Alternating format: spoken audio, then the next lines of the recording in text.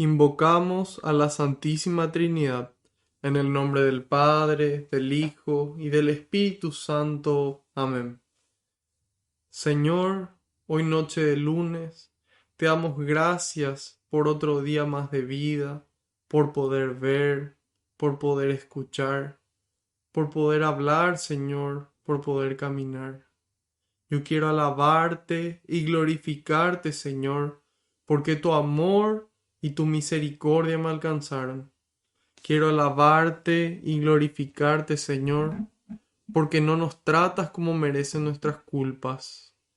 Quiero alabarte y glorificarte, porque por la santa cruz de tu Hijo redimiste al mundo entero por amor y con amor, Señor. Quiero alabarte y glorificarte, porque solo tú eres santo, y tuyo es el poder, el honor y la gloria por siempre, Señor. En este momento yo quiero ser humilde como el publicano en el templo, y quiero pedirte perdón, Señor, por todos mis pecados, de pensamiento, de palabra, de obra y de omisión. Te pido perdón de corazón, Señor, por esas cosas malas que hice y las cosas buenas que dejé de hacer, pudiendo hacerlas. Y le invito a que cada uno haga lo mismo en este momento, en el silencio de su corazón.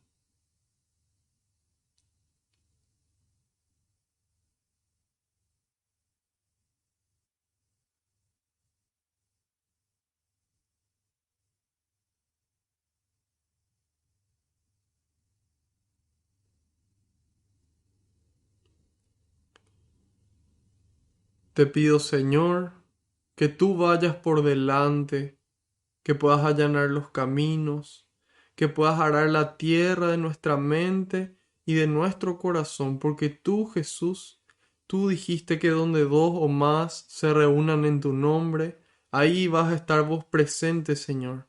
Y aquí estamos más de dos para ello. Te pido, Jesús, que puedas iluminar nuestra mente y nuestro corazón, para que esta semilla que se va a sembrar, que es tu palabra, pueda dar fruto y fruto en abundancia.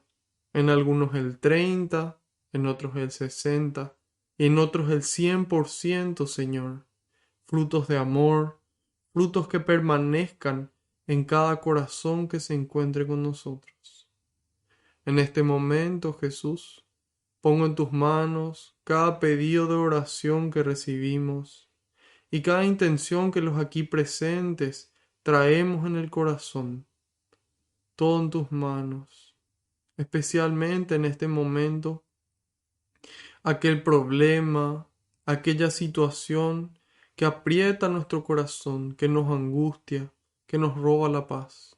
Ese problema, Señor, lo ponemos en tus manos, junto con nuestras alegrías, nuestras bendiciones, nuestros talentos, nuestros proyectos, nuestras vidas enteras, Señor, todo en tus manos, porque sabemos que no existe lugar mejor que ella, y porque tú todo lo recoges con alegría y se lo entregas al Padre, para que Él nos conceda a cada uno esa gracia que estamos necesitando, a su debido tiempo y acorde a su voluntad. Glorias y alabanzas sean dadas a ti, hoy y siempre, por los siglos de los siglos. Amén. Ahora les quiero pedir, queridos hermanos, que intercedan por mí ante el Padre, para que todo lo que transmita sea su voluntad con las palabras del Hijo, y que sea el Espíritu Santo el que obre con intensidad en ustedes y en mí también.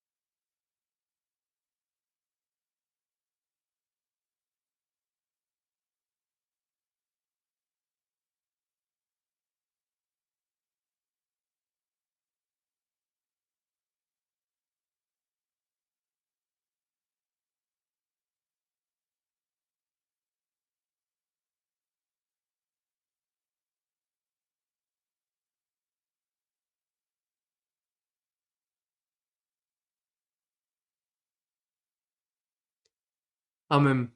Muchas gracias. Vamos a dar inicio con la carta de San Pablo a los romanos. Vamos a ver hoy el capítulo número 12. Hoy veremos desde el 9 hasta el 13.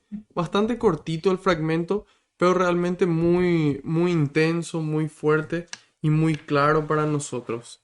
Y de esa forma ya estaremos pasando a nuestro contenido principal, que es el libro de Hechos de los Apóstoles. Entonces daremos inicio con esta carta a los cristianos de Roma. Capítulo 12, versículos del 9 al 13. Esta carta a los romanos está inmediatamente después del libro de Hechos de los Apóstoles para que puedan ubicarse la gente que recién está empezando.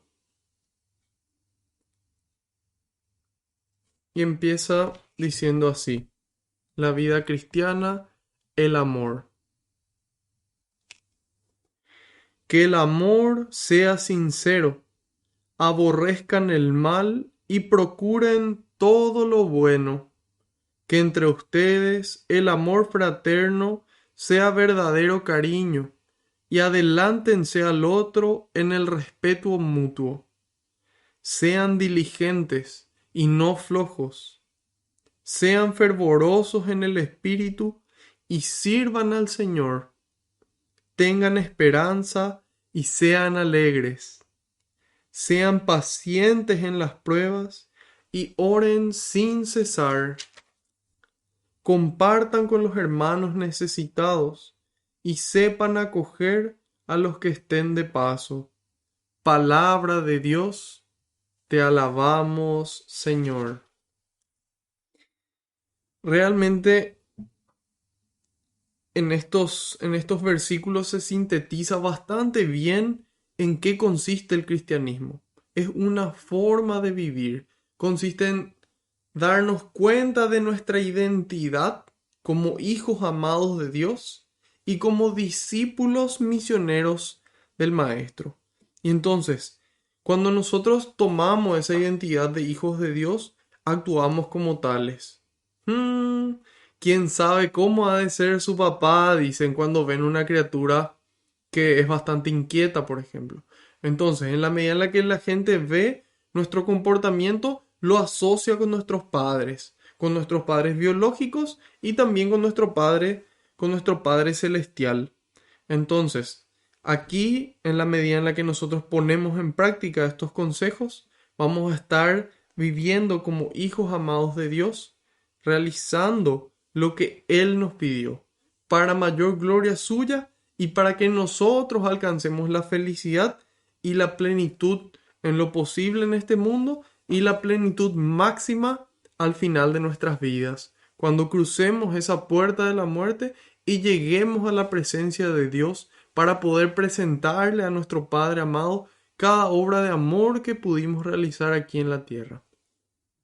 Y nos dice en el 9, que el amor sea sincero, no un amor interesado, sino un amor que se muestra como es, a veces imperfecto, pero sin embargo un amor decisivo, un amor voluntario. Sincero viene una palabra en donde se remonta ya a la antigüedad, donde se vendían esculturas de mármol, por ejemplo, o de piedra, y las esculturas de repente por el viaje, porque pónganle que se hacían en Grecia y tenían que viajar desde Grecia hasta Roma, entonces podría ocurrir de que la escultura iba teniendo pequeñas grietas. Entonces, ¿qué se hacía muchas veces? Se le colocaba cera en esas grietas y se pintaba. Entonces, de esa forma, es como que a la simple vista parecía que todo estaba en orden, parecía que todo era perfecto.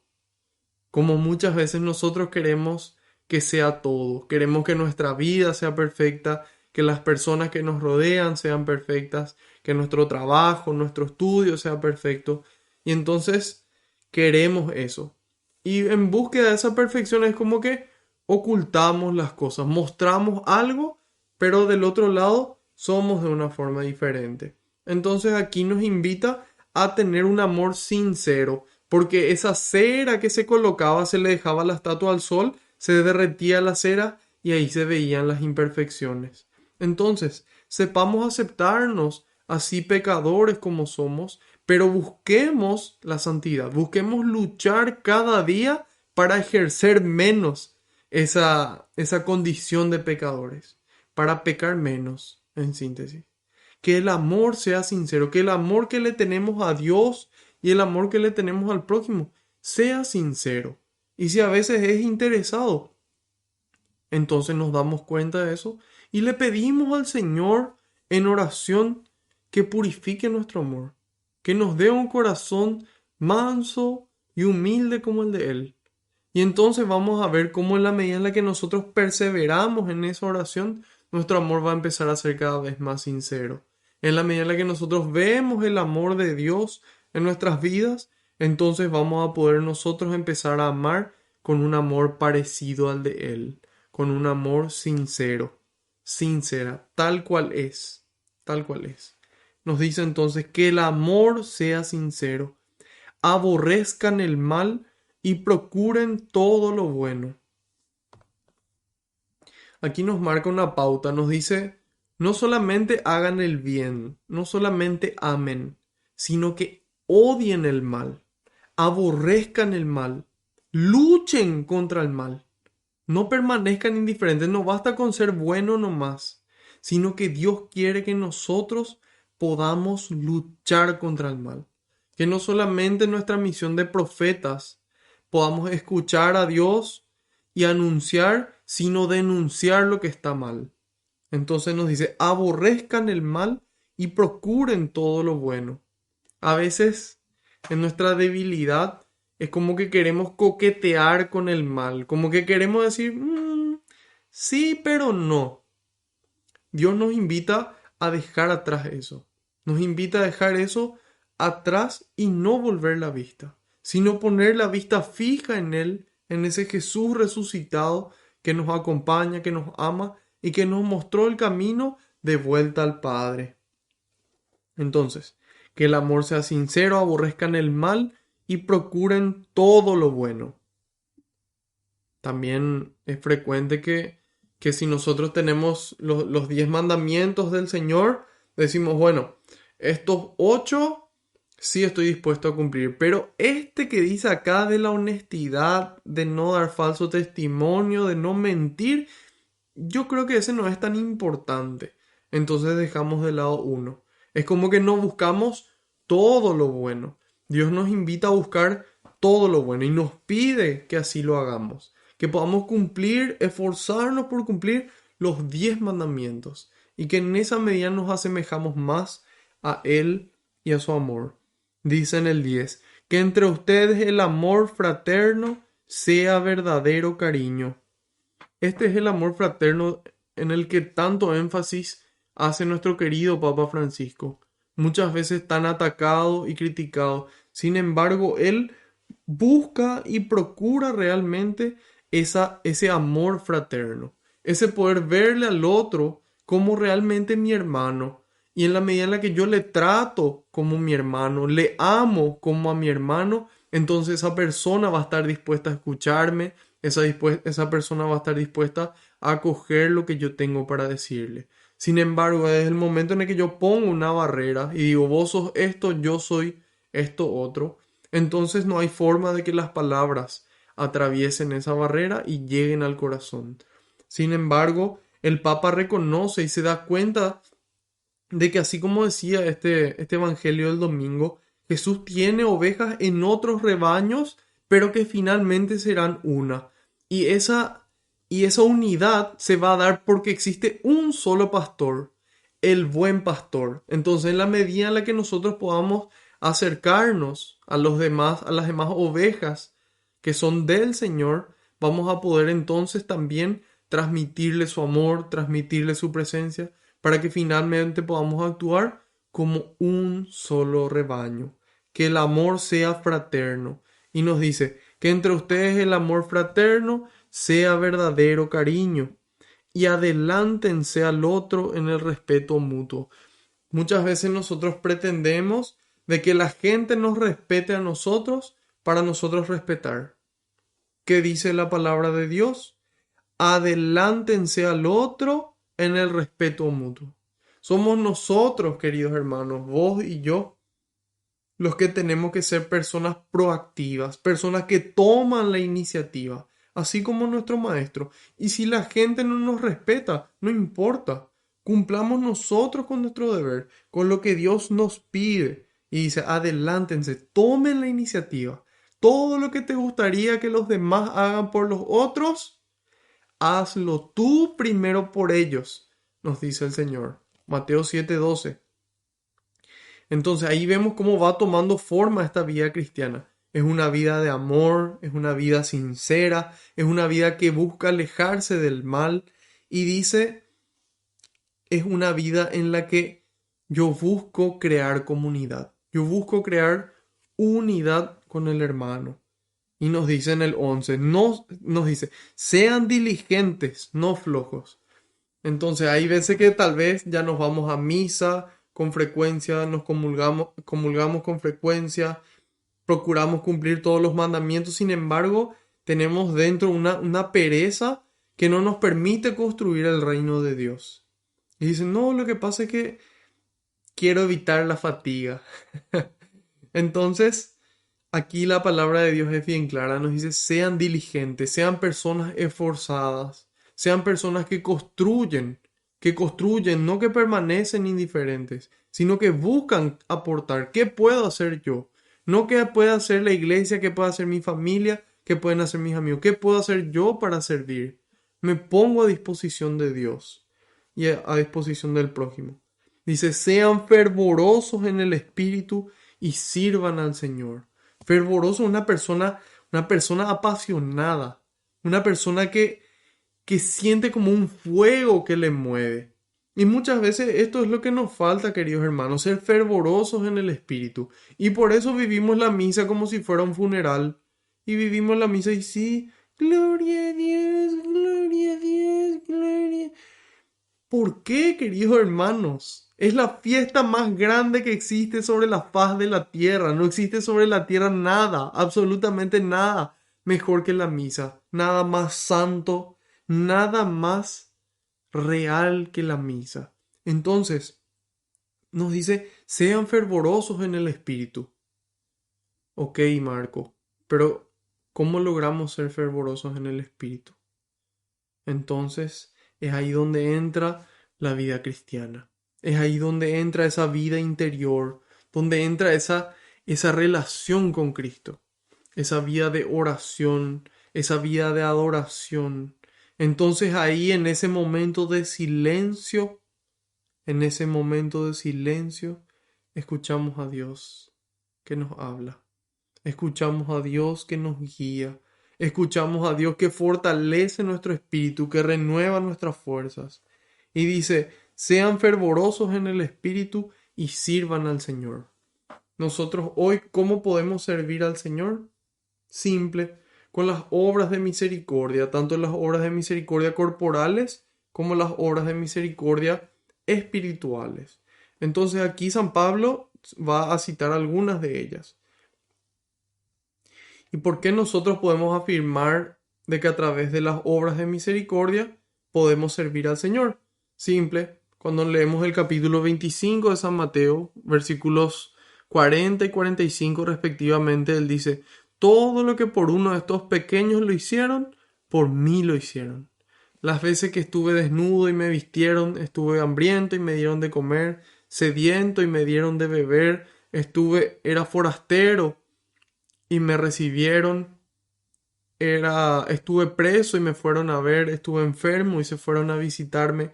Entonces, en la medida en la que hacemos por cada una de esas personas necesitadas, entonces lo estamos haciendo al Señor, le estamos sirviendo a Cristo. Cuando nosotros trabajamos, también estamos sirviendo a Cristo. Recuerden, dice San Pablo, ustedes sirven a Cristo y no a los hombres. Después en el 12 dice, unas palabras que tal vez sean difíciles en estos tiempos de pandemia, en estos tiempos en los que muchos de nuestros seres queridos están partiendo ya a la patria celestial o al lugar donde ellos eligieron estar. Entonces, realmente es difícil. Sin embargo, en la medida en la que nosotros tenemos esta vida interior, tenemos este fervor en el espíritu, podemos nosotros tener esperanza y ser alegres. Porque tenemos a Cristo con nosotros. ¿Y qué puede ser más importante que eso? Absolutamente nada. Entonces, en la medida en la que yo tengo esa amistad con Cristo, esa amistad me hace sentir y me hace sentir feliz. Y yo puedo decir, Señor, hoy esta persona ya no está conmigo, pero te tengo a vos. Y sé que eso es suficiente. Cuando nosotros queremos que algo ocurra, pero Dios dice que no, es porque Él mismo está respondiendo. Así como le respondió a San Pablo, mi gracia te basta. Mi amor es suficiente para que vos vivas esta situación con esperanza y con alegría, sabiendo de que en esta vida estamos de paso y que Dios quiere que nosotros volvamos a Él. Entonces, vivamos, queridos hermanos, de tal manera que podamos no solamente tener esperanza y alegría, sino que tengamos también la certeza de que vamos a volver junto a nuestro Creador. Sean pacientes en las pruebas y oren sin cesar. Ahí está la clave. Sean pacientes en las pruebas y oren sin cesar. Subrayar, encerrar en círculo, resaltar. Sean pacientes en las pruebas y oren sin cesar. Compartan con los hermanos necesitados y sepan acoger a los que están de paso. Entonces, ahí nos damos cuenta de cómo se mide nuestro amor. ¿Cuál es el termómetro que mide nuestro amor? Son nuestros actos de amor que podemos realizar para con el prójimo.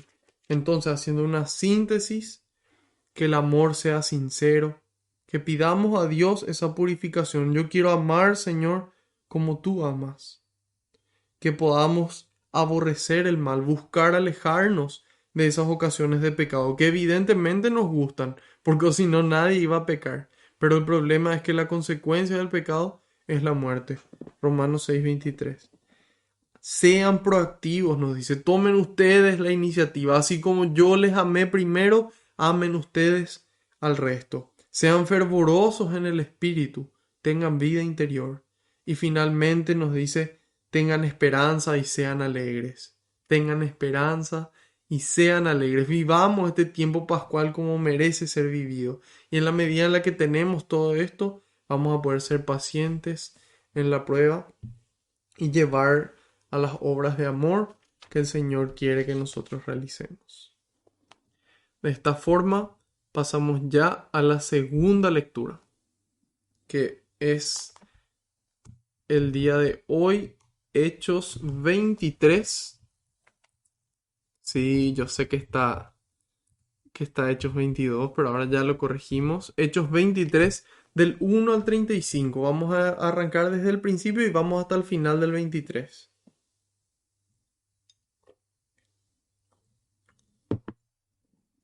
Espero que se encuentren todos muy bien del otro lado de la pantalla. Espero que realmente en este momento sea el Espíritu Santo el que renueve nuestras fuerzas, el que saque fuera toda pereza y nos llene de su energía y de su atención, de su entendimiento, para que podamos acoger lo que el Señor tiene para decirnos.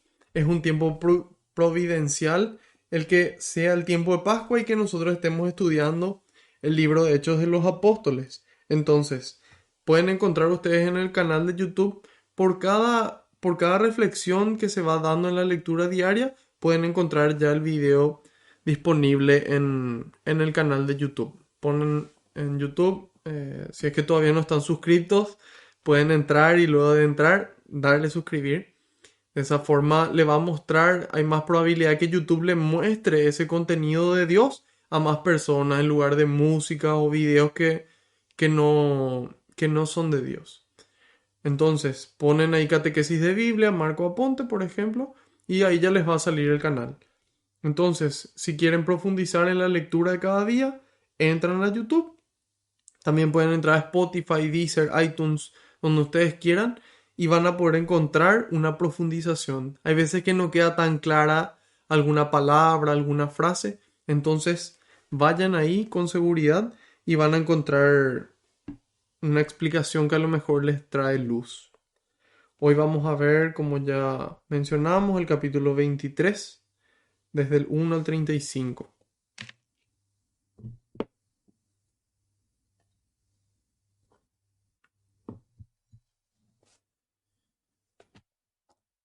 Empezamos.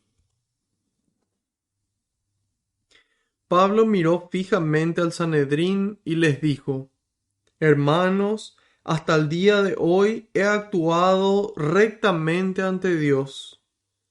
A este punto, el sumo sacerdote Ananías ordenó a sus asistentes que le golpearan en la boca.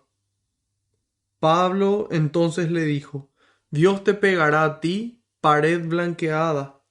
Estás ahí sentado para juzgarme según la ley, y tú violas la ley ordenando que me golpeen. Los que estaban a su lado le dijeron: Estás insultando al sumo sacerdote de Dios. Pablo contestó: Hermanos, yo no sabía que fuera el sumo sacerdote, pues está escrito: No insultarás al jefe de tu pueblo. Pablo sabía que una parte de ellos eran saduceos y la otra fariseos, así que declaró en medio del Sanedrín: Hermanos, yo soy fariseo e hijo de fariseos, y ahora me están juzgando a causa de nuestra esperanza, a causa de la resurrección de los muertos. Apenas hizo esta declaración, se originó una gran discusión entre los fariseos y los saduceos, y la asamblea se dividió, porque los saduceos dicen que no hay resurrección, ni ángeles, ni espíritu, mientras que los fariseos admiten todo eso. Se armó pues un enorme griterío. Algunos maestros de la ley, que eran del partido de los fariseos, se pusieron en pie afirmando: Nosotros no hallamos nada malo en este hombre. Tal vez le haya hablado un espíritu o un ángel. La discusión se hizo tan violenta que el capitán tuvo miedo de que despedazaran a Pablo. Ordenó entonces que vinieran los soldados, sacaran a Pablo de allí y lo llevaran de nuevo a la fortaleza. Aquella misma noche, el Señor se acercó a Pablo y le dijo: Ánimo, así como has dado testimonio de mí aquí en Jerusalén, tendrás que darlo también en Roma.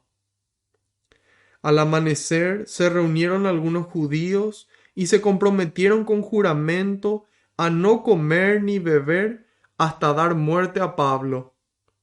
Los comprometidos en esta conjuración eran más de 40. Se presentaron pues a los jefes de los sacerdotes y a los ancianos y les dijeron: Nos hemos comprometido bajo juramento a no probar comida alguna hasta que no hayamos dado muerte a Pablo. Ahora les toca a ustedes, con el consejo, obtener del comandante que haga bajar de nuevo a Pablo, con pretexto de examinar más a fondo su caso. Nosotros, por nuestra parte, estamos preparados para matarlo antes de que llegue. Pero el sobrino de Pablo, hijo de su hermana, se enteró de esta emboscada y fue a la fortaleza a informarle. Entonces Pablo llamó a un oficial y le dijo: Lleva a este joven ante el comandante, pues tiene algo que decirle. El oficial se lo llevó ante el comandante y le dijo: El preso Pablo me llamó y me pidió que te trajera a este joven, pues tiene algo que decirte. El comandante lo tomó de la mano, lo llevó aparte y le preguntó: ¿Qué tienes que contarme? El joven respondió: Los judíos han decidido pedirte que mañana lleves a Pablo al Sanedrín con el pretexto de examinar más de cerca su caso. Pero no les creas, porque hay más de 40 hombres de ellos listos para tenderle una trampa. Se han comprometido bajo juramento a no comer ni beber hasta que no le hayan dado muerte. Ya están preparados esperando tu decisión. El comandante despidió al joven con esta advertencia: que nadie se entere de que me has dado esta información. Después llamó a 2 oficiales y les dijo: estén listos para salir hacia Cesarea esta noche, después de las 12, con 200 soldados, 70 de caballería y 200 auxiliares. Preparen también cabalgaduras para llevar a Pablo y entregarlo sano y salvo al gobernador Félix. El comandante escribió la siguiente carta al gobernador: Claudio Lisias saluda al excelentísimo gobernador Félix y le comunica lo siguiente: los judíos habían detenido a este hombre y estaban a punto de matarlo, cuando me enteré de que era un ciudadano romano e intervine con la tropa para arrancarlo de sus manos. Como quería saber de qué lo acusaban, lo presenté ante el Sanedrín y descubrí que lo acusaban por cuestiones de su ley, pero que no había ningún cargo que mereciera la muerte o la prisión. Después me enteré de que los judíos preparaban una emboscada contra este hombre, por lo que decidí enviártelo, y dije a sus acusadores que presentaran sus quejas ante ti. Adiós. De acuerdo a las instrucciones recibidas, los soldados tomaron a Pablo y lo llevaron de noche a Antípatris. Al día siguiente regresaron a la fortaleza y los de la caballería siguieron viaje con él. Al llegar a Cesarea, entregaron la carta al gobernador y le presentaron a Pablo. Félix se informó y preguntó a Pablo de qué comarca era. Al saber que era de Cilicia, le dijo: te oiré cuando estén presentes tus acusadores, y mandó que lo custodiaran en el palacio de Herodes. Palabra de Dios, te alabamos, Señor. Bueno, ¿cómo llega San Pablo a este contexto?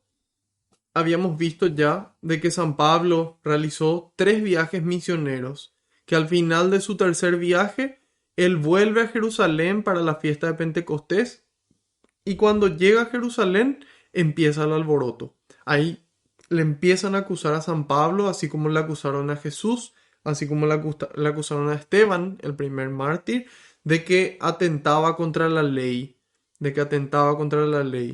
Entonces, ¿qué hicieron? Le quisieron enjuiciar, eh, le llevaron ante el Consejo Judío. Finalmente terminó en medio del Consejo Judío, que es el Sanedrín. Ese conjunto de todos los jefes de los sacerdotes y judíos se llama Sanedrín. Entonces, le llevaron a él para que pueda dar testimonio, para que él pueda decir qué es lo que está ocurriendo y pueda defenderse.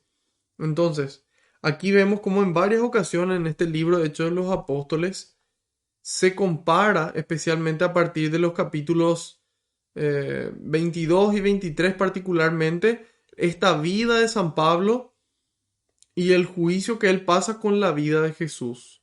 Entonces, si nosotros no nos acordamos lo que pasaba con Jesús en el Evangelio de San Juan, se narra en el capítulo 18, los que quieran ir a mirar, bien, les va a ayudar para entender mejor lo que ocurre. Y ahí vemos cómo a Jesús le presentaban frente al Sanedrín, así mismo como ahora le presentan a Pablo. Sin embargo, cuando le acusan a Jesús, Jesús no responde. Porque en ese momento ya era la ocasión en donde él iba a entregar su vida. Entonces, cuando a Jesús le acusan ante el Sanedrín, Jesús no responde. Aquí, por otro lado, San Pablo sí responde, porque él tenía todavía una misión que Dios le encomendó cumplir, que era dar testimonio del Evangelio en Roma. Entonces, cuando nosotros miramos, voy a mostrarle un poco el mapa para que vean el Imperio Romano en aquella época. Si nos vamos abajo a la derecha, dice Arabia, un poco más a la izquierda está Egipto, ahí vemos la ciudad de Alejandría. Y un poco más a la derecha dice Jerusalén. Esta era la ciudad de Jerusalén, que se encontraba encima de un monte, construida encima del monte, entonces era una ciudad bastante alta. Una ciudad bastante alta. De ahí, si es que continuamos subiendo, vamos a Antioquía de Siria, donde San Pablo fundó una de las iglesias. Más a la izquierda llegamos a Éfeso. Todo lo que ven en verde en este mapa es el Imperio Romano de la época de Jesús y cuando ocurre estos hechos. Entonces ahí vemos a Éfeso, vemos a Tesalónica, más abajo vemos a Atenas y si vamos un poco más a la izquierda ya vemos la bota, Italia. Y ahí está Roma. Entonces San Pablo empezó toda esta situación en Jerusalén y él debía recorrer prácticamente todo este sector de Asia, Europa y llegar a Roma para poder dar testimonio frente al emperador, frente al dueño de la vida y de la muerte para todos los mortales que no creían en Dios, para el dueño de todo este imperio en verde. Entonces, es por eso que San Pablo da una respuesta, porque él tenía que ir a Roma a dar testimonio. Entonces, gracias a la respuesta que él da, logra librarse de la muerte. Nosotros vemos como en otras ocasiones los apóstoles fueron liberados de forma extraordinaria de la cárcel. Tanto San Pedro como San Pablo también fueron liberados de forma extraordinaria de la cárcel. Sin embargo, hay veces que Dios no obra de forma extraordinaria, sino a través de las personas, a través de los seres humanos, como en este caso a través de las relaciones familiares que que es su sobrino escuchó de la emboscada y se fue, él actuó en consecuencia. Cuando él escucha que algo malo va a pasar, actúa en consecuencia y va a tomar medidas, a tomar acciones para que su tío no muera. En este primer versículo dice, Pablo miró fijamente al Sanedrín y les dijo, hermanos, hasta el día de hoy he actuado rectamente ante Dios, ante Dios.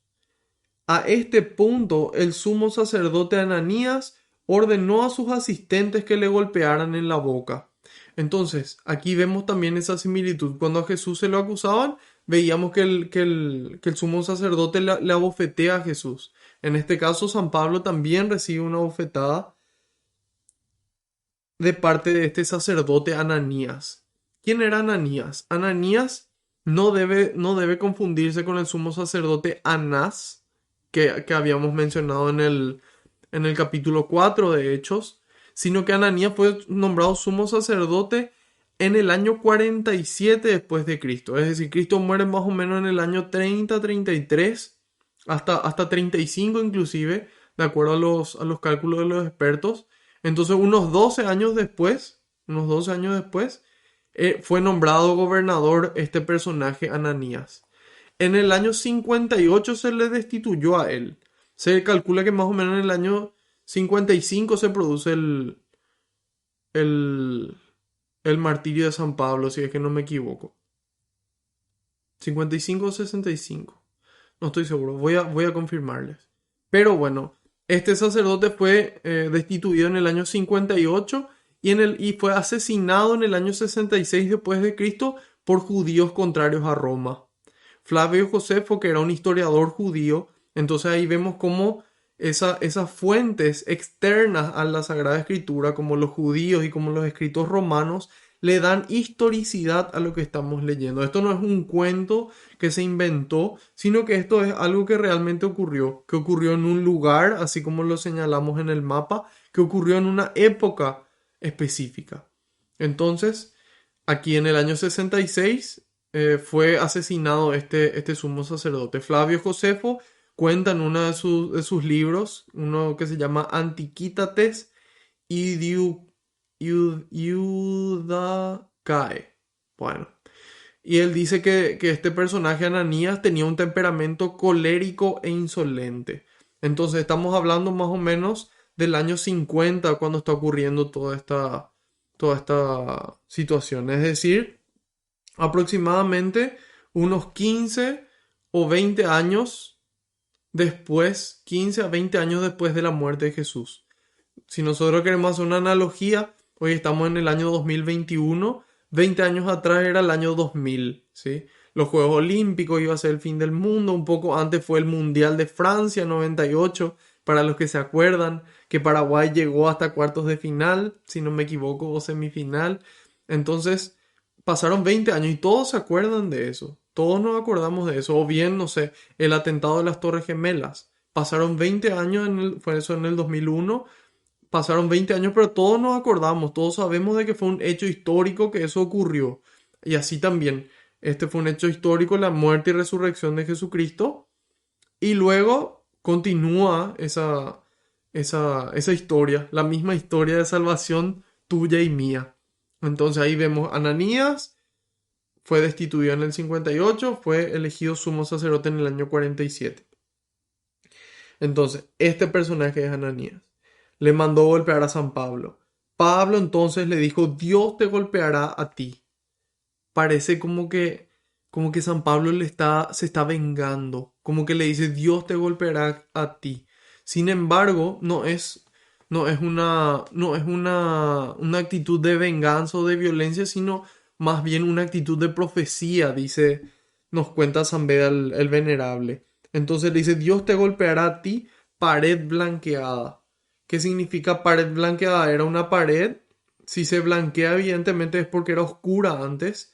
Entonces lo que se hacía era con cal, se le pasaba una pintura, entonces parecía que la pared es blanca. Sin embargo, por dentro, al raspar eso que está por fuera, se encuentra la podredumbre, se encuentra la miseria. Entonces ahí San Agustín nos dice de que esta pared blanqueada se refiere a la hipocresía, de por fuera aparentar algo y por dentro ser algo diferente. Solo lo que se blanquea es oscuro, en este caso por fuera se blanquea. Sin embargo, no se limpia, no se purifica por dentro. Dios quiere que nosotros por fuera seamos santos y por dentro aún más. Por dentro aún más. Entonces, le dice, tú serás golpeado por Dios. Tú serás golpeado por Dios, pared blanqueada. Tú serás blanqueado por Dios, hipócrita.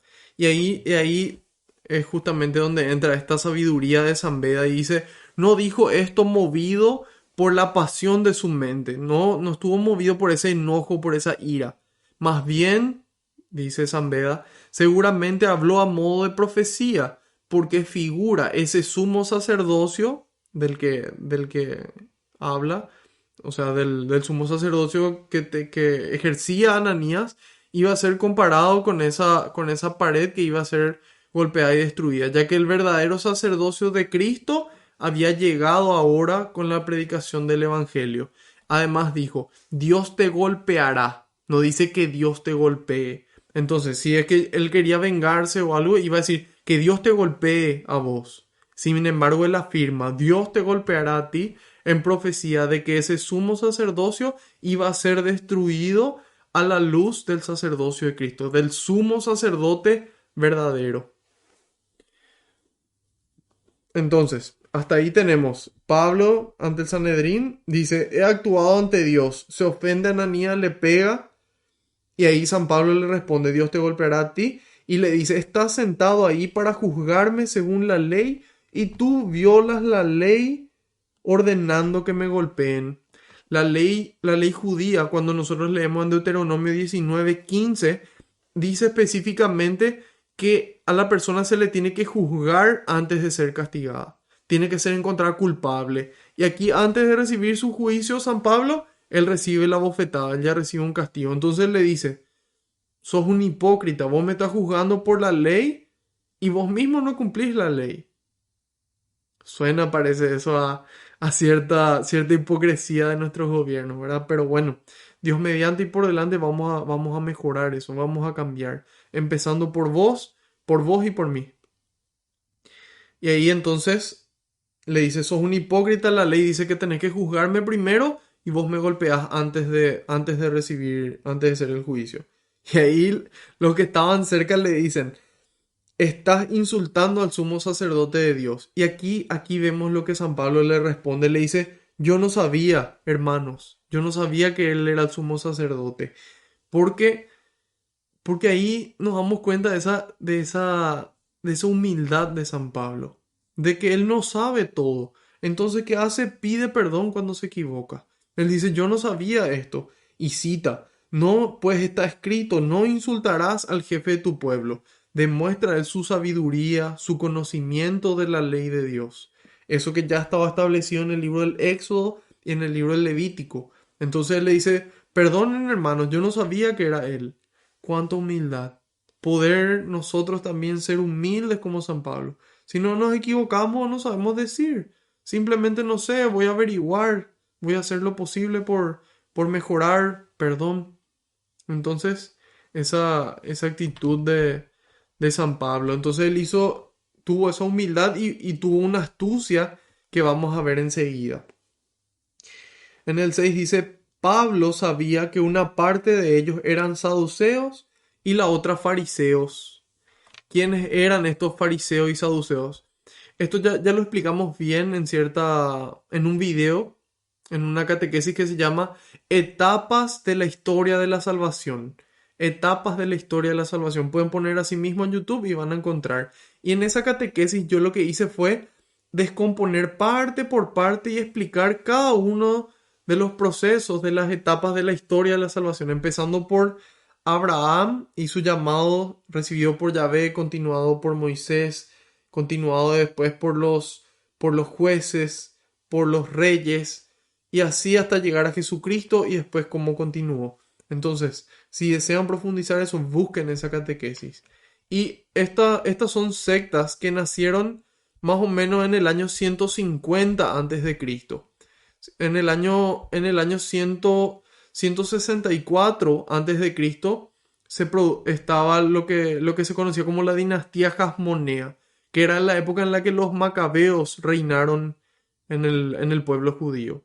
Entonces, en ese año 164 hubo varias revoluciones y aproximadamente en el 150 se da una purificación del templo. O sea, una purificación del templo. Es decir, sacar fuera del templo lo que no venía de las costumbres judías. Y eso se da entre el año 164 y 150 antes de Cristo. Ahí nacen estas sectas, nacen los esenios, que eran los que vivían en las cuevas de Qumran, que fueron los que guardaron muchos de los manuscritos que se encontraron ahora hace poco, en el año 1950, en las cuevas de Qumran. Probablemente fueron guardados por esta secta de los esenios que vivían en el desierto. Entonces estaban los esenios.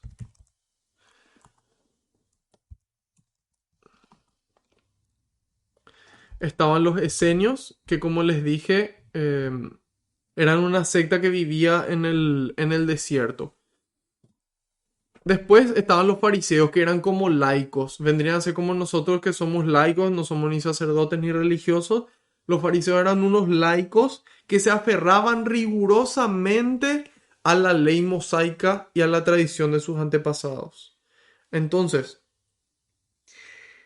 esos eran los fariseos. Eran personas que estudiaban muchísimo la ley y se aferraban férreamente a esa ley. Esos eran los fariseos. Y después estaban los saduceos, la tercera secta, que era una casta de corte aristocrático, dice. Eran como una clase superior, eran como los aristócratas. Y dice, sobre todo sacerdotal y de una línea política, más bien vendidos a los extranjeros opresores. Entonces, más bien se vendían a los que estaban afuera y eran más bien políticos que aferrados a la ley de Dios, ¿sí? Entonces, esas son las tres sectas, años 150 a.C., esenios, fariseos, saduceos. Estos que estaban acá eran fariseos y saduceos. Fariseos y saduceos. Dice, estaban ellos en el Sanedrín. Si quieren después averiguar cómo llegaron los saduceos al Sanedrín y el conflicto que había entre saduceos y fariseos, vean esa catequesis. Yo creo que va a ser de gran bendición para ustedes. Y dice, así que declaró en medio del Sanedrín, hermanos, yo soy fariseo e hijo de fariseos, y ahora me están juzgando a causa de nuestra esperanza, a causa de la resurrección de los muertos. A causa de la resurrección de los muertos. Entonces, ahí él dice, yo soy. Él sabe quién es. Él dice, yo soy fariseo, hijo de fariseos. Y vos, querido hermano, querida hermana, ¿sabes quién sos? Yo sé quién soy. Ayer fue mi bauticumple. Fue mi cumpleaños como hijo de Dios. Yo soy sacerdote, profeta y rey del Señor para siempre. Ese soy yo y procuro vivir esa identidad de hijo. Así como San Pablo vive esa identidad de fariseo. Entonces es importante que tengamos presentes, nosotros, vos y yo somos hijos de Dios, hijos amados de Dios, hijos elegidos para estar aquí reunidos en esta noche. Entonces aprovechemos, queridos hermanos, y hagamos honor a nuestra identidad de hijos de Dios, de discípulos misioneros de Cristo. Discípulos misioneros que están con Él y después le llevan a Él a todas partes, a donde sea que nos toque estar, familia, trabajo, estudio, calle, no importa. Él es Rey, Él es nuestro Rey. Entonces, ahí dice, en el 7, apenas hizo esta declaración se originó una gran discusión entre los fariseos y saduceos y la asamblea se dividió, porque los saduceos dicen que no hay resurrección, ni ángeles, ni espíritus, mientras que los fariseos admiten todo eso. Entonces, ¿por qué los saduceos no creen en todo esto? Porque ellos admiten como revelación divina solamente desde el Génesis al Deuteronomio, es decir, Génesis, Éxodo, Levítico, Números, Deuteronomio, solamente hasta ahí. Y hasta ahí no se habla explícitamente de la resurrección. Entonces es por eso que los saduceos no creían en eso. Sin embargo, los fariseos sí creían después en los libros históricos, en los profetas, en los libros sapienciales, etc. Entonces ahí estaba esa diferencia. Los fariseos sí creen en esto, los saduceos no. ¿En qué no? Resurrección, ángeles, espíritus. Ellos no creen. Entonces, ¿qué hace San Pablo? Usa su astucia, usa su formación y sus conocimientos para poder librarse de la muerte. Y uno puede decir, bueno, pero ¿cómo es posible que por lo que está diciendo San Pablo se genere una división? No tenemos que buscar siempre la unidad. Siempre la unidad. Y sí, tenemos que buscar la unidad, pero a través de la verdad, queridos hermanos. No una unidad falsa donde todos aparentemente nos queremos, cada uno cree lo que quiere y punto. No. Cada uno es libre de creer lo que quiere, pero cada uno también es libre de presentar su fe, de hacer esa oferta. Y nosotros no solamente somos libres, sino que tenemos la obligación como mandamiento de Cristo presentar nuestra fe, presentar su mensaje, presentarle a Él a todo aquel que no le conoce. Si finalmente esa persona decide rechazar, ese es problema de esa persona. Pero nosotros fuimos obedientes al Señor y cumplimos su mandamiento. Entonces, aquí dice que San Pablo hizo eso y se generó una división. Nosotros podemos darnos cuenta, ya dijimos en las últimas catequesis, que al encontrarnos con Cristo, necesariamente tenemos que tomar una decisión. No podemos permanecer indiferentes. No podemos permanecer indiferentes. Y Jesús parte a la humanidad en dos: a los que están con Él y a los que están contra Él. Y los que son indiferentes también están contra Él. Y eso lo dijo el maestro. Y estas palabras no solamente las estoy pronunciando yo hoy, sino que Simeón ya le dijo a María de que Jesús iba a ser un símbolo de contradicción. Cuando nosotros leemos Lucas 2:34, Simeón los bendijo. ¿A quiénes? A María, a José y al niño Jesús. Y le dijo a María, su madre: mira, este niño traerá a la gente de Israel caída o resurrección. Este niño traerá al pueblo de Israel, a la gente de Israel, caída o resurrección. Será una señal de contradicción. ¿Por qué? ¿Qué es una contradicción? Es cuando dos premisas, dos afirmaciones son contrarias. Entonces, uno ante Cristo puede decidir aceptar su mensaje y seguirle, o rechazar o ser indiferente. Entonces, aquí ya le dijeron a María que Cristo iba a ser un signo de contradicción. Y Jesús dice, se narra en el Evangelio de Mateo, capítulo 12, versículo 30. El que no está conmigo, dice el Señor, el que no está conmigo está contra mí. El que no está conmigo está contra mí, dice el Señor. Entonces, ahí el apóstol Santiago nos pregunta y nos dice en su carta, capítulo 4, versículo 4, ¿no saben ustedes que la amistad con este mundo es enemistad con Dios? Nos dice. La amistad con este mundo es enemistad con Dios. ahí también podemos leer el Salmo 1 y ahí se presentan los dos caminos. Yo suelo presentar como si nosotros estamos en Asunción, el Chaco está aquí arriba y Encarnación está aquí abajo. Hay una ruta que va hacia arriba, que va al Chaco, y hay una ruta que va hacia abajo, que va a Encarnación. Y yo suelo decir que así mismo es nuestra vida. Si nosotros decidimos ir al Chaco, entonces necesariamente tenemos que ir hacia arriba. Cuando nosotros avanzamos hacia Encarnación o hacia cualquier otro lado que no sea hacia el Chaco, entonces nosotros nos estamos alejando del Chaco. ¿Por qué elegí particularmente el ejemplo del Chaco y de Encarnación? Porque primero que nada, el Chaco va hacia arriba. Y el Chaco tiene una ruta que es bastante fea. Hoy en día está mucho mejor, pero sin embargo es un camino árido, es un camino donde no hay muchos locales por el camino, donde es un camino bastante hostil, ese camino al Chaco. Sin embargo, nosotros, si queremos ir junto a Dios, el camino es siempre así. Es siempre así.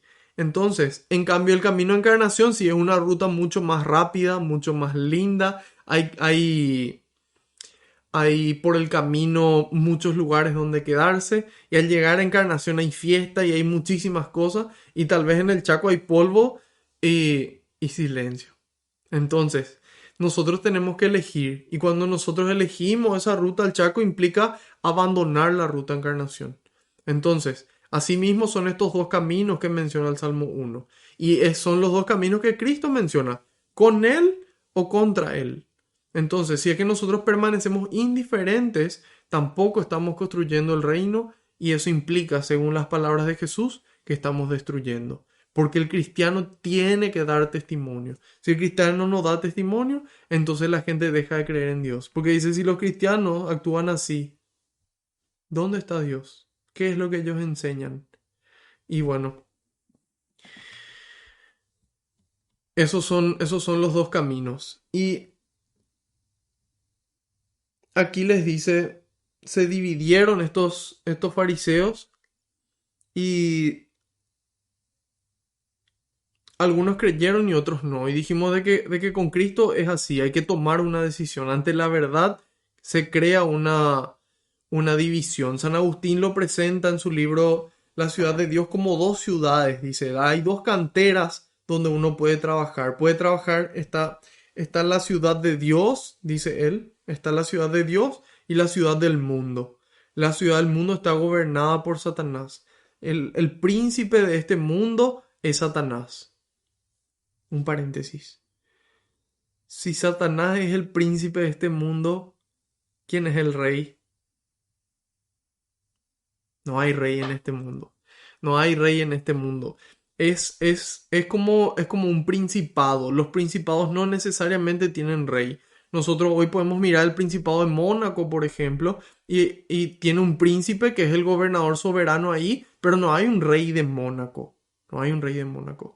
Entonces, en este caso, este mundo es un principado del cual el príncipe es Satanás, porque el único rey con mayúscula, es Él, nuestro Señor, Rey de reyes, Señor de señores. Entonces, eh, nosotros eso lo entendemos bien, de que existen esas dos canteras, esas dos ciudades donde nosotros podemos trabajar. Y Raniero Cantalamessa, el predicador de la casa papal, explica de esta forma la ciudad de Satanás, la ciudad de Satanás y la ciudad de Dios. Él dice, la ciudad de Satanás está basada en el amor a sí mismo hasta el rechazo de Dios. El amor a sí mismo hasta el rechazo de Dios. Esa es la ciudad de Satanás. Esa es la ciudad del mundo. En donde no le importa lo que Dios quiere, lo que importa es lo que uno quiere. Ese capricho, esa voluntad personal. Y después si Dios me dice no mates, no importa. Si Dios dice no tengas relaciones en ciertas circunstancias, no tengas. No importa tampoco. Si Dios dice no mientas, no importa. Este es el mundo de los negocios, así se maneja. Descansa domingo, santifica, no, domingo también trabajo. Domingo también trabajo, porque el dinero es importante. No importa lo que Dios dice. Entonces ahí nos damos cuenta, el amor a sí mismo hasta el desprecio de Dios.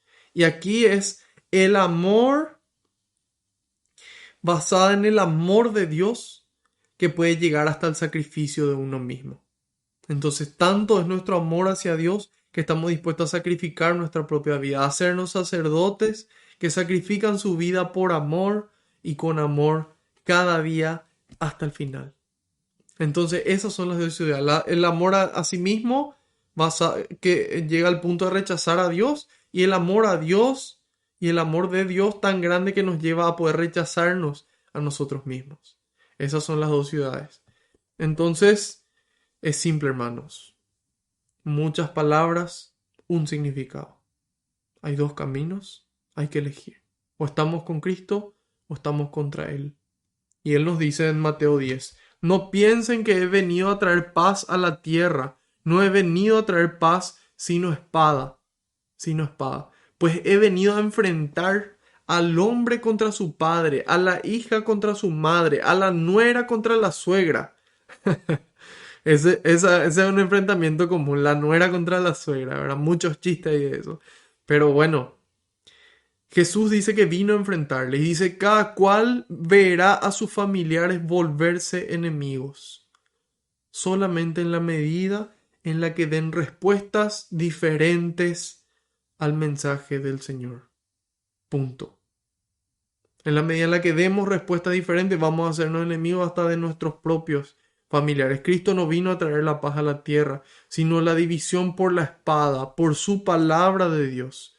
Ante Él no podemos permanecer diferentes. Ahí decía, no vino a traer paz a la tierra, porque no vino a traer esa ausencia de conflictos. Esa es la paz aquí en la tierra.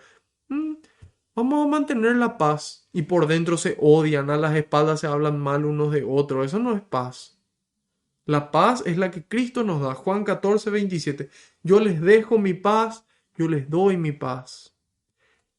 La paz que yo les doy no es como la da el mundo, dice Jesús. Que no haya en ustedes ni angustias ni miedos. Esa es la paz que vino a traer Cristo.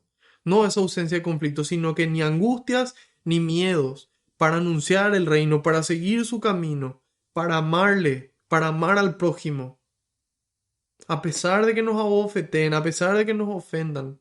Entonces no una paz aparente, no una paz falsa, sino una paz verdadera. Esa paz verdadera consiste en vivir la voluntad de Dios sin angustias ni miedos.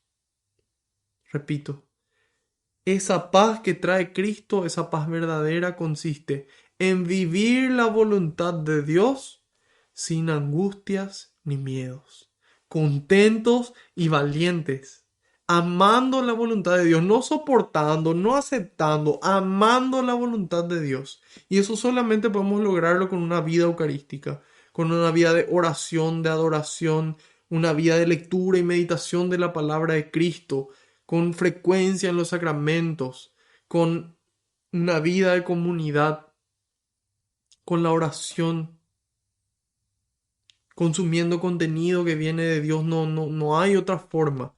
Entonces, ahí nos damos cuenta de que lo que hizo Pablo fue manifestar la verdad. Y ahí se manifiesta la verdad. San Beda el Venerable dice, siempre que se pongan de acuerdo personas buenas, es beneficioso. Pero el acuerdo entre personas malas es perjudicial para los buenos. Por lo tanto, el apóstol intentó causar disensión entre sus perseguidores para que en su división pudieran liberar al hombre a quien en su pacto habían atado. En síntesis, cuando se juntan los malos para hacer cosas malas, es bueno que ellos se puedan dividir para que esos planes se interrumpan. Y en cambio, cuando los buenos se juntan, es bueno que permanezcan juntos para que esos planes puedan llevarse a cabo. Entonces, volvemos. San Pablo frente al Sanedrín, hermanos ante Dios. Ahí el sumo sacerdote le ofende. San Pablo se da cuenta de que estaban ellos tramando algo malo en contra suya. Entonces él presenta la verdad. La verdad le divide a los dos. La verdad de Cristo divide. A los que creen y siguen, a los que no creen y luchan en contra. Son indiferentes, también están en contra. Ahí se produce toda esta diferencia, ya dijimos por qué. Porque los saduceos creen algo, los fariseos creen algo. Se produce, dice, un enorme griterío. Se produjo un enorme griterío. Se armó un desastre. Algunos maestros de la ley que eran del partido de los fariseos se pusieron de pie afirmando: nosotros no hallamos nada malo en este hombre. Tal vez le haya hablado un ángel o un espíritu. Entonces ahí se dan cuenta cómo en la medida en la que se sintieron identificados y dijeron esto es verdad, no le echaron la culpa. No le echaron la culpa. Y en el 10 dice: la discusión se hizo tan violenta que el capitán tuvo miedo de que despedazaran a Pablo. Así de salvaje era la discusión por sus creencias. Y ahí ordenó entonces que vinieran los soldados, sacaran a Pablo de allí y lo llevaran de nuevo a la fortaleza. Dice: aquella misma noche el Señor se acercó a Pablo y le dijo: ánimo, ánimo. Así como has dado testimonio de mí en Jerusalén, también tendrás que darlo en Roma. Así como has dado testimonio de mí en Jerusalén, también tendrás que darlo en Roma. Y ahí nos damos cuenta, queridos hermanos, qué grande es el consuelo de nuestro Señor. Ahí San Juan Crisóstomo nos dice, primero le elogia a San Pablo y le dice algo bueno: como has testificado de mí en Jerusalén. Y no le deja en la incertidumbre, le dice: ahora vas a ir a dar testimonio en Roma. ¿Y por qué no se le apareció Jesús antes? ¿Por qué no se le apareció Jesús antes de que cayera en peligro? Y ahí dice: porque como siempre es en las aflicciones donde Dios consuela. Es decir, hay veces que Dios permite ciertas cosas en nuestras vidas para que nosotros le busquemos. Porque Él puede quitar una bendición mucho más grande de esa dificultad. Entonces, entonces eh, ahí nos damos cuenta y ahí le dice ánimo, ánimo le dice. Y ese ánimo significa no temas, no tengas miedo a la situación. Y Orígenes hace una analogía, ¿se acuerdan de las analogías? Era apuntar algo que apunta a algo, hace una alegoría. Y él dice: así como Yahvé le dijo a Jacob, desciende a Egipto, desciende a Egipto. Ellos estaban con sus riquezas de Berseba y que obtuvieron en Canaán, y le dice: desciende a Egipto. Y ahí Jacob se va con todos sus hijos, las 12 tribus de Israel descienden a Egipto. Porque Dios le dijo, Génesis 46, no tengas miedo de descender a Egipto. Y San Breda nos traduce, dice: cuando te enfrentes a los principados y potestades y gobernantes de las tinieblas de este mundo, aquellos que en sentido figurado se llaman Egipto, no temas ni retrocedas. Hoy nos dice a nosotros Dios: no temas ni retrocedas. Ánimo, enfrentemos la corrupción que existe en nuestras vidas, en nuestros países. Destruyamos. El Papa Francisco dice que la corrupción es el peor mal que existe sobre la tierra.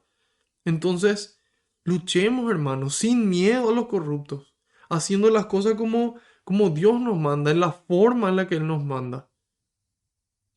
Y así le dijo: no temas descender a Egipto. Y ahí le dice: allí haré de ti una gran nación y descenderé contigo a Egipto y al final te llamaré de allí. Por tanto, no tiene miedo de descender a Egipto Jacob. No teme ni los combates de este mundo, ni las pruebas de adversarios demoníacos. Entonces, San Pablo recibe las mismas palabras: ánimo, vas a ir a Roma. Así como diste testimonio de mí en Jerusalén, te vas a ir frente al emperador, frente al dueño de todo este lugar, y vas a dar testimonio. Y ahí nos damos cuenta de qué tan importante es la credibilidad del testimonio. De esto ya hablamos también y repetimos porque es importante. La gente va a creer en lo que nosotros decimos cuando nuestra vida diga lo mismo. Cuando nosotros en silencio la gente mire nuestra vida, ahí van a creer. La gente necesita ver para creer. Felices los que creen sin ver, dice Jesús. Pero la mayoría necesitamos creer. Necesitamos ver muchas veces. Entonces, esa credibilidad es porque la vida de San Pablo decía eso. Desde que empezó su conversión hasta el final, en su muerte entregada al martirio, su vida hablaba de eso. Eso le daba credibilidad a su testimonio. Y ahí nos damos cuenta de que Jesucristo nos anima y camina con nosotros en medio de esta pandemia. Y entra a los hospitales en su forma eucarística y le visita a los enfermos. Y en su forma de sacerdote le perdona y nos perdona los pecados. Y nos alimenta para caminar, para continuar. Porque el viaje, si no, es demasiado fuerte, demasiado largo para nosotros. Alimentémonos, hermanos. Alimentémonos y así vamos a poder dar testimonio. Aquí, en Roma, en nuestra familia, en donde sea. Cristo primero, siempre. Y entonces ahí le anima y le dice, así como diste testimonio aquí en Jerusalén, vas a dar testimonio allá. En el 12 dice, al amanecer se reunieron algunos judíos y se comprometieron con juramento a no comer ni beber hasta dar muerte a Pablo. Ahí nos damos cuenta de lo que es realmente ese celo, ese compromiso que ellos tenían con su fin. Entonces, si bien el fin de ellos es malo, el compromiso que ellos tomaron era no vamos a comer ni siquiera con tal de lograr este objetivo. Qué ejemplo para nosotros, la forma en la que nosotros tenemos que buscarle al Señor, que Él reine en nuestras vidas, buscar el reino de los cielos, comprometidos a levantarnos temprano, a ser disciplinados en nuestra vida espiritual, a poder realizar más actos de amor, comprometidos. Si tenemos que dejar de comer y dejamos de comer, no importa. Todo lo considero basura comparado con el conocimiento de Cristo, dice San Pablo. A ese punto tenemos que llegar. Y no solamente los consagrados y los sacerdotes y los religiosos. Ellos con más razón por el estilo de vida que escogieron, por la forma de vida. Pero nosotros también. No podemos quedarnos atrás, querido hermano. Como laicos tenemos la misma vocación a la santidad que ellos. Entonces, compromiso. Compromiso con el Señor, firme, sin mirar atrás, confiando en Él. Y con Él vamos a llegar. Yo estoy seguro que sí. Y dice, en el 13, los comprometidos en esta conjuración eran más de 40. Se presentaron pues a los jefes de los sacerdotes y a los ancianos y les dijeron, nos hemos comprometido bajo juramento a no probar comida alguna hasta que no hayamos dado muerte a Pablo. Entonces, Pablo frente al Sanedrín se la abofetea. ¿Qué ocurre después? Empieza la discusión entre saduceos y fariseos. Ahí le quitan a Pablo, le llevan a la fortaleza y estas personas en su ira dicen le vamos a matar. Y se presentan frente a ellos y le dicen, bueno, ustedes le van a mandar traer a Pablo y mientras que él está viniendo nosotros le vamos a matar. Dice, ahora les toca a ustedes con el consejo obtener que el comandante, el romano, haga bajar a Pablo con el pretexto de examinar su caso. Nosotros, por nuestra parte, estamos preparados, dice. Y nosotros, queridos hermanos, estamos preparados para servir a Dios. Estamos preparados para amar a Dios y para amar al prójimo. Espero que sean constantes en estos encuentros de los lunes, porque creo que nos ayuda. Les ayuda a ustedes y me ayuda a mí a poder prepararnos. A poder prepararnos para el mundo que nos quiere arrastrar. Y dice, nosotros estamos preparados para matarlo antes de que llegue. La gente puede prepararse para algo malo, pero para lo bueno también tenemos que prepararnos. Entonces así Cristo va a llegar al corazón, Cristo va a habitar en cada corazón. Y la gente viéndonos va a volver a ver su presencia caminando entre nosotros. A eso apuntamos, hermano, a ese amor, a esa misericordia. Y dice en el 16, pero el sobrino de Pablo, hijo de su hermana, se enteró de esta emboscada y fue a la fortaleza a informarle. Entonces Pablo llamó a un oficial y le dijo, lleva a este joven ante el comandante que tiene algo que contarle. El oficial le llevó al comandante y le dijo, el preso Pablo me llamó y me pidió que le trajera a este joven, tiene algo que decirte. Entonces, después de toda esta situación, tramaron la emboscada, se entera el sobrino de Pablo, el hijo de su hermana. Esta es la única vez prácticamente que se habla de un pariente de San Pablo en la Biblia.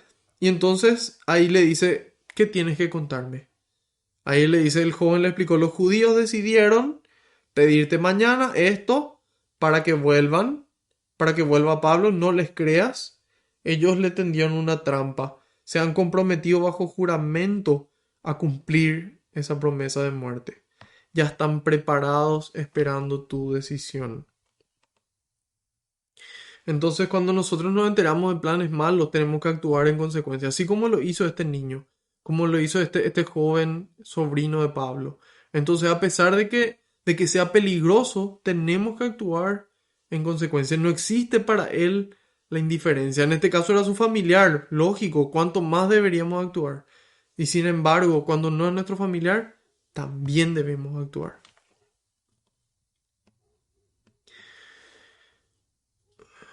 Félix, nos dice el comentario de la Biblia de Navarra, que fue el prefecto o procurador de Judea desde el año 52.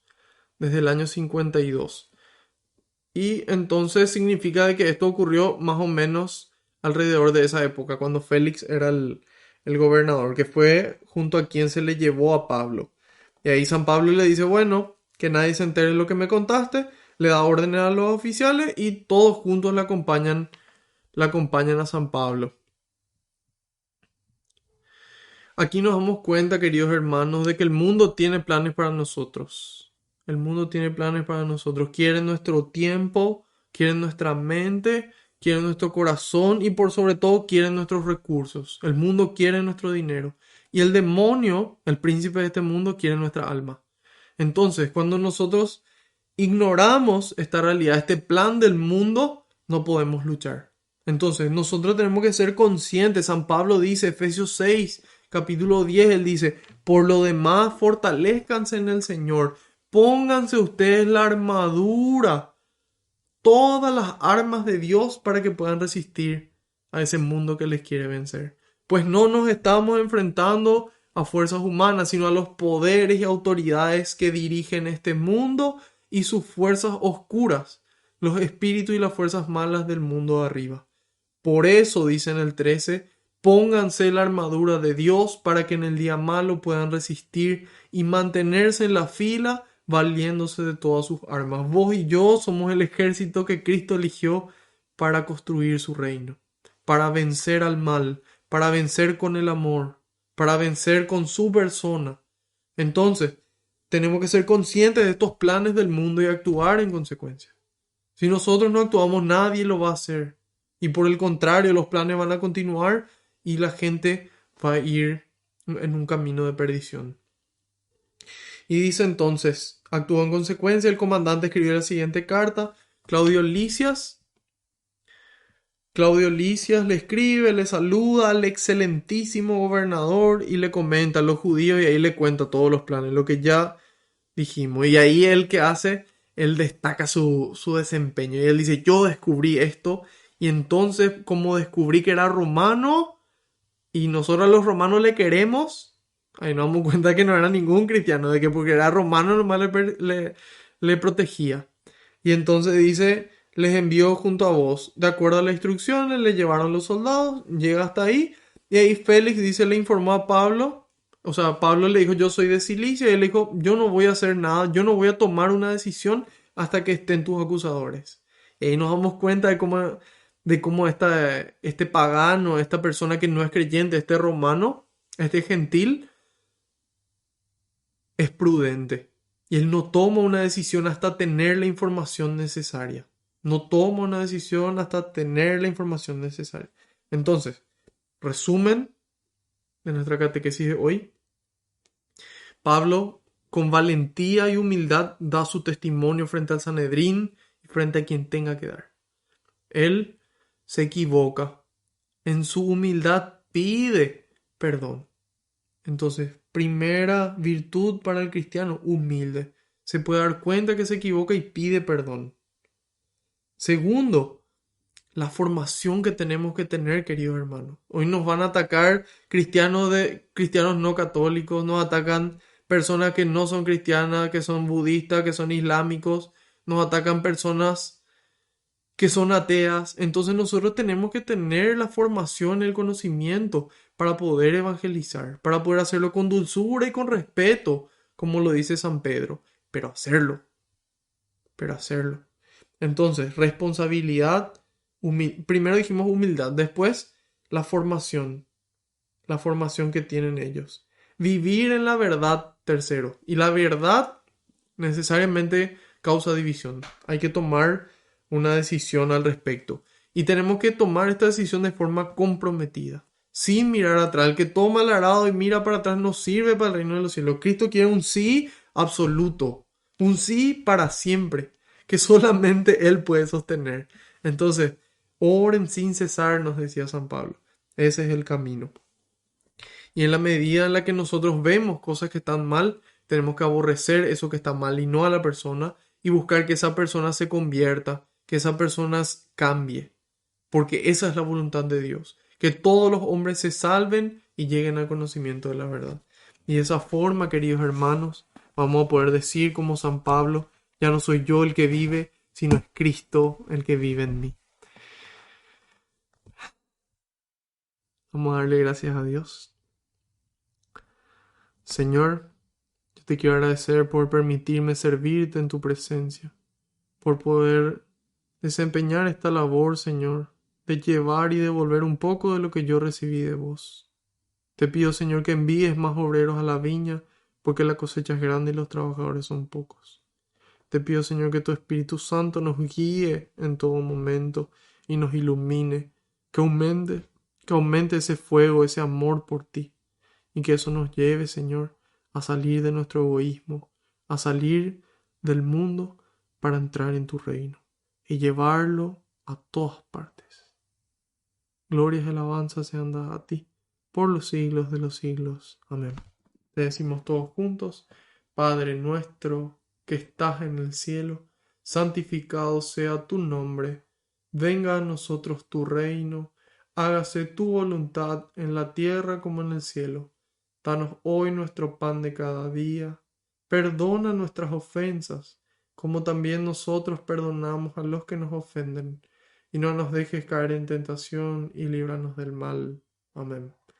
Madre Santa, te damos gracias por ser ejemplo para todo cristiano de cómo seguir a tu Hijo, de cómo ser humilde, de cómo hablar con propiedad, de cómo hacer silencio cuando haya que hacerlo, de cómo comprometerse con Dios y permanecer firme y de pie al lado de la cruz y después de ella también. Te damos gracias por amarnos, por acompañarnos y por mostrarnos siempre el camino a tu Hijo, por dar ese testimonio para que podamos hacer lo que Él nos diga. Dios te salve María, llena eres de gracia, el Señor es contigo. Bendita tú eres entre todas las mujeres, y bendito es el fruto de tu vientre, Jesús. Santa María, Madre de Dios, ruega por nosotros los pecadores, ahora y en la hora de nuestra muerte. Amén.